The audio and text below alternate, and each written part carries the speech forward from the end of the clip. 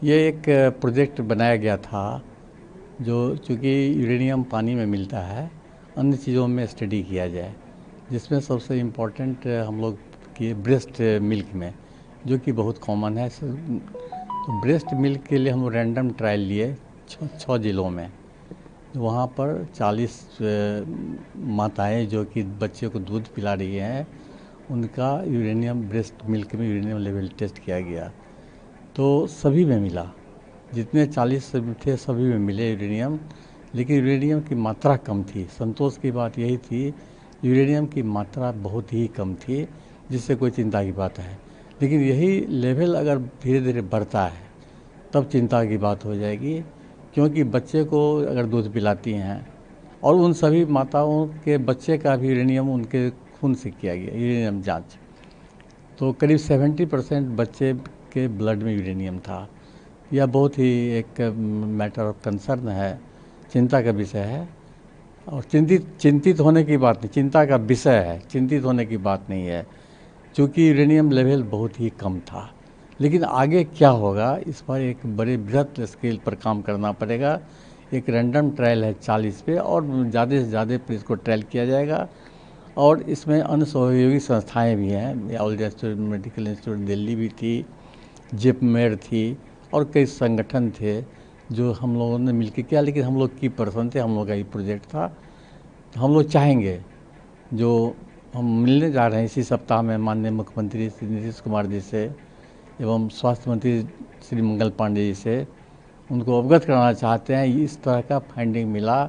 आप सरकारी स्तर पर इस काम को आगे बढ़ाइए, लार्ज स्केल पर इस काम को बढ़ाइए, क्योंकि एक बहुत बड़ा इंडिकेटर मिल गया है।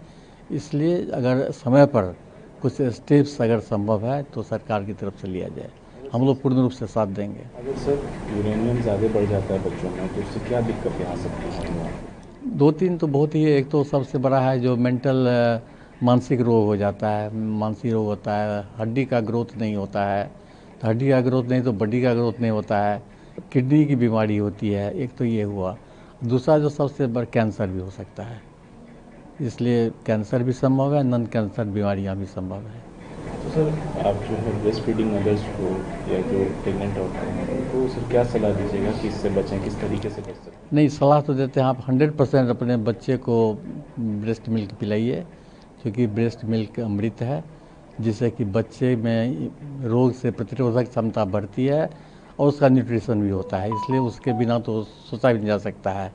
अब बच्ची जो परहेज़ किया, परहेज़ में जैसे एक सोर्स इम्पोर्टेंट नॉन सोर्स है जो वाटर में यूरेनियम मिला है, इसलिए प्योर वाटर पीने का कोशिश करें।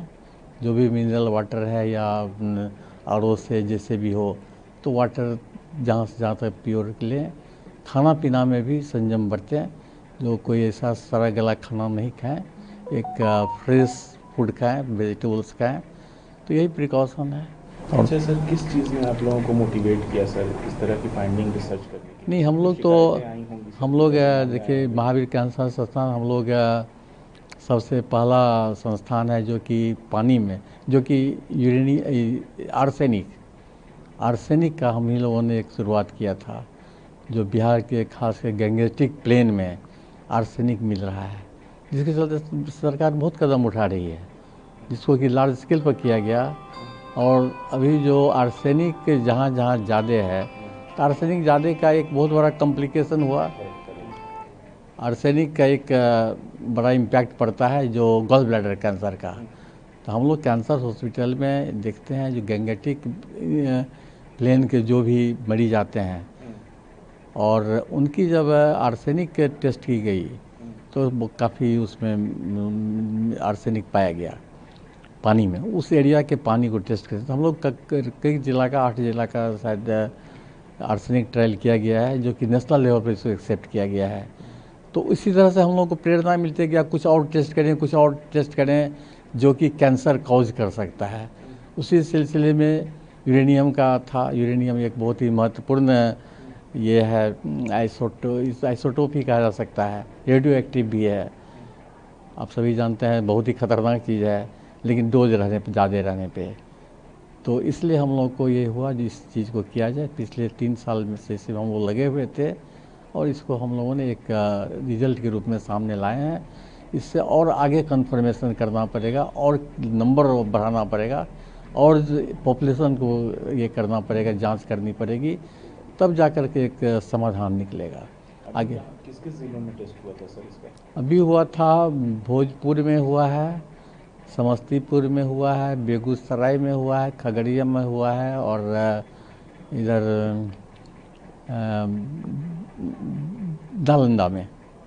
नालंदा में इतना जिला में हुआ है। सर जो रिसर्च हुआ सर कटिहार में, एक कटिहार में। जो रिसर्च हुआ सर उसमें सिर्फ महावीर कैंसर संस्थान के लोग थे या और भी टीम? नहीं, हम लोग शुरू किए थे, हम लोग के साथ एम्स दिल्ली भी थी और इंडियन इंस्टीट्यूट मेडिकल दिल्ली भी थी। ICMR जो साइंटिफिक टॉप एपेक्स बॉडी है, Indian council of medical research, तो ICMR से अप्रूव्ड प्रोजेक्ट है।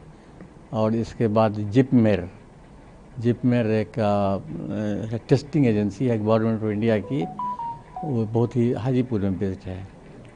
तो ये सब मिल करके और कुछ यूनिवर्सिटीज़, एकेडमिक यूनिवर्सिटीज़ वगैरह थे, लेकिन मेन पार्टनर से ही लोग थे और हम लोग तो मेन करने वाले थे ही।